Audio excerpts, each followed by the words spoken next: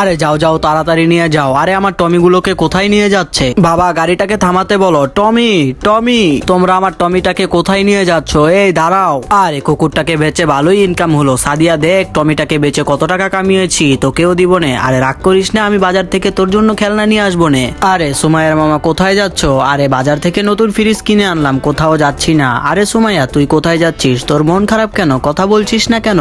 আরে সুমাইয়া মা রাগ করে থাকিস না, এইদিকে তাকা আর দেখ তোর জন্য কত সুন্দর একটা খেলনা কিনে এনেছি। তোমার এই খেলনা আমার লাগবে না, সরো। তোমার খেলনা তুমিই রাখো, আর আমি বাসা থেকে চলে যাচ্ছি। কি হয়েছে মা, তুমি কোথায় যাচ্ছ? মা বাবা আমার টমিটাকে বিক্রি করে দিয়েছে, আমি আর এই বাসায় থাকবো না, তাই চলে যাচ্ছি।